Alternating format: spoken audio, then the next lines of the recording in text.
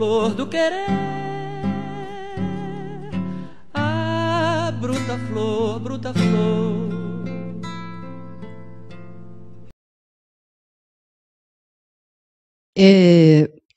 Eu fiz uma introdução contextualizando um pouco essa noção de função, funções parentais, função da mãe, né? Destaquei 3 momentos em Lacan: o primeiro nos complexos familiares, o segundo na nota sobre a criança, o primeiro de 38, o segundo de 69, e o terceiro no RSI, né?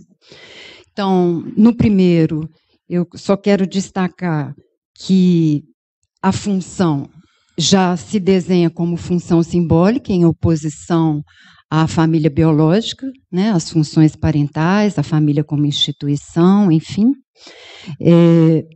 Na nota sobre a criança, onde ele retoma a questão da função da mãe e do pai, né, já encontramos um outro elemento importante, que é, digamos, a subjetividade materna, o aspecto de gozo envolvido aí na relação da mãe com a criança e com o objeto, né? As nuances aí da criança em conjunção, disjunção com o objeto do fantasma da mãe, né? Então, entra a noção de objeto, e essa função não está colocada puramente como uma função simbólica, porque ela já está contaminada pela questão do objeto de gozo da fantasia materna, né? E as paixões aí que acometem, então, a maternidade. E no terceiro momento, né, em RSI, a gente já pode destacar a discussão das funções da mãe e do pai, associada à noção das parcerias sintomáticas, né?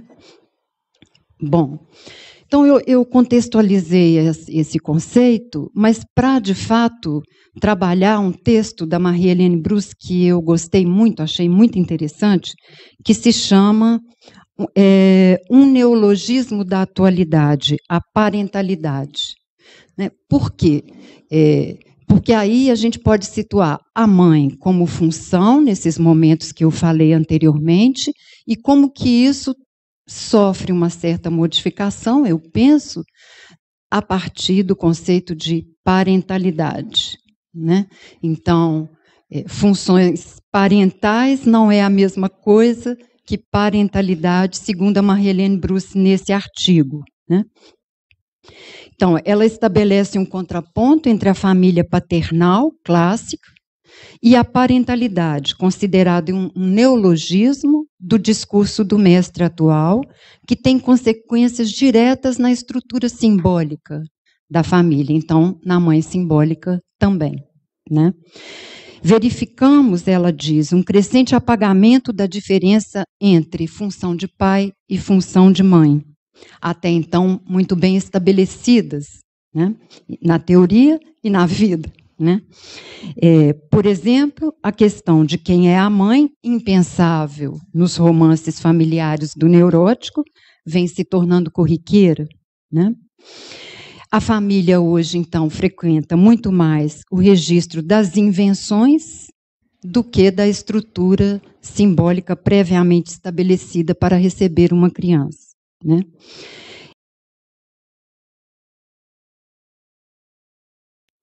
A ideia da mãe simbólica, a gente pode localizá-la precisamente no Seminário 4 de Lacan, né?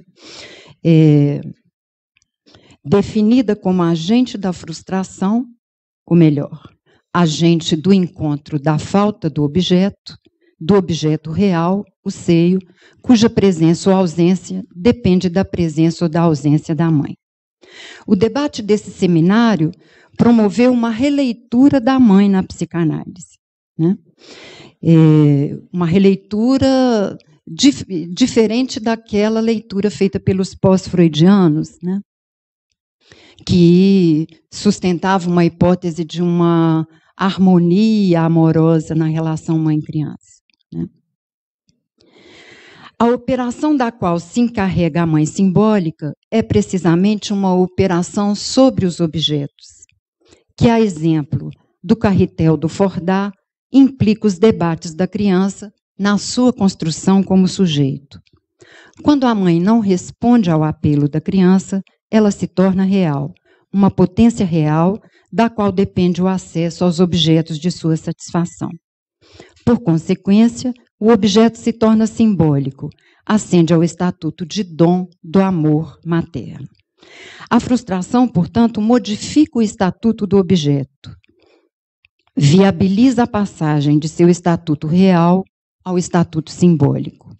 O objeto vale como testemunho do dom oriundo da potência materna. Os objetos da mãe adquirem para a criança outro valor, pois não contam mais por si próprios e ganham a medida de signo do amor materno. Assim, a criança vai buscar o objeto faltante no campo do outro, cedendo, portanto, de seu autoerotismo primordial em troca do laço com o outro. Esse ponto eu achei muito importante trabalhar, né, para a gente pensar hoje, né, os impasses na mudança do estatuto do objeto, né, em função do imperativo de consumo desses objetos, né, e, portanto, os impasses nessa cessão do gozo autoerótico que levaria a criança a buscar o objeto no campo do outro, mediado aí pelo amor, pelo dom, né, e não somente pela questão do gozo. A operação da mãe simbólica é, em vista disso, decisiva para que a criança ceda do seu autoerotismo. O dom é o sacrifício de um objeto, parte de si endereçado ao outro. Ele é portador do desejo mais fundamental, o desejo de ser desejado. Ao introduzir o jogo de substituições característico do simbólico, a mãe pode oferecer à criança uma coisa no lugar da outra, uma palavra no lugar da coisa, a presença no lugar do objeto, enfim, inserir a criança no circuito dos dons. Desse modo, ela vai correlacionar o objeto a uma negatividade própria do mundo simbólico, que faz valer a causa do desejo como um objeto que falta à série metonímica desses substitutos do objeto perdido. O amor é o que se inscreve no ensino no caminho do devir simbólico dos objetos, a partir da operação da mãe. O que conta no amor não é o objeto, sua realidade ou sua substância. O que conta é sua articulação à falta, né? O que explica por que, no seminário 4, o falo vai assumir essa condição de um objeto tão importante, né, para a constituição da relação da criança com o objeto. O jogo infantil do Fordá pode ser lido como demonstração do funcionamento da demanda de amor, isto é, demanda incondicional de presença e de ausência. A demanda de amor é, pois, a demanda do nada, de nada, senão de signos do outro. Se a mãe não promove o lugar do nada e satura a criança com os objetos, ela confunde os seus cuidados com o dom de seu amor. Restará à criança o trabalho de restabelecer o lugar do nada, muitas vezes por meio do sintoma, outras vezes por meio dos actings e dos atos, né? Então, a gente vê como que uma angústia infantil frequente, né, advém exatamente da tendência contemporânea de não deixar a criança insatisfeita, né? O que fica bem distante da questão do amor como dom de dar o que não se tem, né? E que implica aí o valor estruturante da frustração, né? Bom, então, o que o Miller discutiu, que eu mencionei anteriormente, que eu queria colocar, né, é um modo de operar com essa noção da mãe simbólica no campo da educação, achei muito interessante. Ele propõe uma pedagogia lacaniana, né, baseada na dialética da frustração e o que ele chama princípio educativo lacaniano, que consistiria em dar lugar ao nada. Para aquele que encarna o outro para a criança, Adotar a pedagogia lacaniana significa dar lugar à falta de objeto. Mas ele mesmo vai discutir, né, como que tal princípio entra em contraste com a sociedade do consumo, né, no qual a metonímia dos objetos, metonímia do desejo, é penalizada pelo imperativo de consumi-los, na tentativa de eliminar a insatisfação. Esse empuxo ao consumo imediato do objeto contamina o tipo de amor que se funda no devir simbólico dos objetos. Cabe perguntar com isso, como isso repercute na operação da mãe simbólica. Como aqueles que se encarregam da infância, os educadores, por exemplo, vão sustentar o encontro da criança com a falta de objeto, num contexto que, ao contrário, supervaloriza a oferta excessiva do objeto e não do dom do amor. O que temos escutado na clínica são queixas constantes de mães devastadas por não conseguirem frustrar minimamente a criança, que acaba exercendo sobre elas uma espécie de ditadura do objeto. Isso repercute também no campo da educação, da escolaridade, visto que essa oferta excessiva não dá lugar ao desejo de saber, não dá lugar à investigação infantil, né?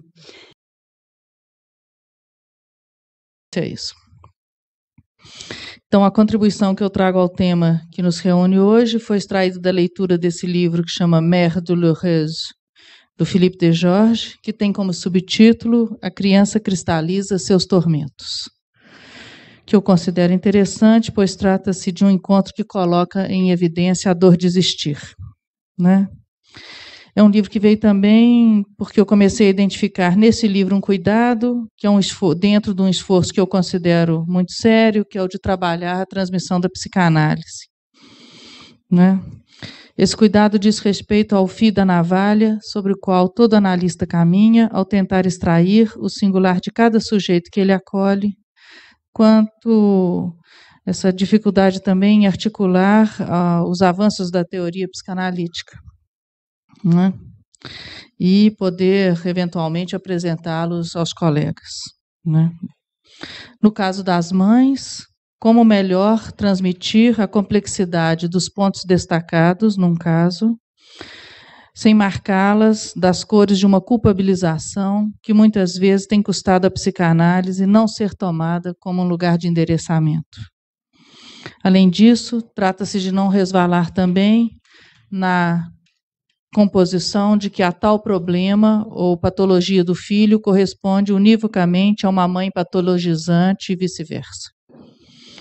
Então, a transmissão da psicanálise implica em não escorregar para o conforto da explicação simplificante, né, na qual percebemos que a generalização só pode interessar a uma pseudociência preditiva e que só faz reforçar a alienação dos sujeitos que aí se encontram, né? A psicanálise vai contra isso ao apostar na produção de uma descoberta da lógica própria ao sujeito, referida ao desejo inconsciente, opaco a si mesmo, mas sempre presente, né? Por isso, aqui, nada da definição de tipos ou de um modelo do que pode ser uma mãe dolorosa, produtora de um filho sofredor. O autor apresenta, antes disso, uma série de articulações que parte da crescente idealização da figura da mãe na história, né, que se alia, em um certo ponto, à dereliction, isso é, a experiência de ser abandonada por Deus, encarnada na figura do Cristo morto, que compõe a famosa cena da Pietà, e que também remete-nos ao que Freud chamou, então, o desamparo primordial. Piedade, então, diante da imagem da mãe, que abraça o corpo do filho, que, ao invés do divino, traz a representação do phallus mor, do falo morto. Sabemos, então, que uma obra artística se dirige àqueles que as olham. Essa obra lhes fala, no sentido da imagem que suscita seus efeitos, aos quais se liga uma cadeia de ideias e emoções. A identificação com os personagens idealizados, mas que sofrem, joga um véu sobre a experiência paradigmática do sofrimento e do abandono, que ela nos convida, então, a superar. Não é o belo a última barreira que nos defende do horror? Este tratamento estético da dor, de existir, tem como efeitos idealizar e mesmo erotizar a vivência, além de criar uma defesa. Podemos claramente localizar a mãe desesperada como um ícone da civilização, oferecido à adoração de todos nesta figura da Mater Dolorosa, a mãe que não cessa de perder a carne de sua carne, desta parte de seu ser sem a qual ela é nada. Ela se sacrifica, operando uma valorização paradoxal da perda, do sofrimento e do luto. Se eu digo que a minha contribuição passa pela via de um encontro, ela implica necessariamente em um recorte, deixando em outra gaveta a declinação da explicitação, das elaborações psicanalíticas em torno da divisão mãe-mulher, que reconhecemos ser crucial para o que nós vamos avançar nessas jornadas. E eu gostaria de apontar apenas que essa pequena formulação, mãe não sem a mulher, que eu penso que é a melhor forma de se abordar inicialmente a questão da mãe na psicanálise.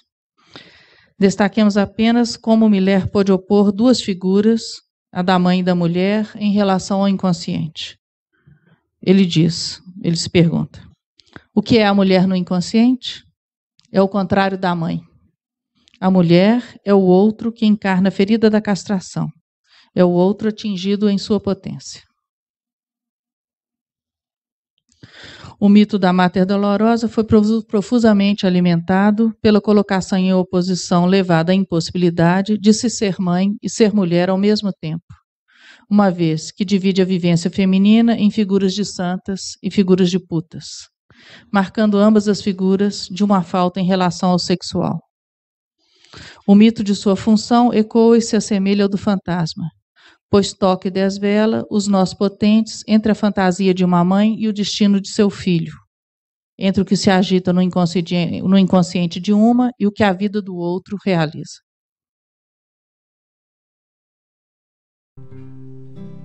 O quereres e o estares sempre a fim do que em mim é de mim tão desigual, faz-me querer-te bem, querer-te mal, bem a ti, mal ao quereres assim, infinitivamente pessoal, e eu querendo querer-te sem ter fim, e querendo-te aprender o total do querer que há e do que não há.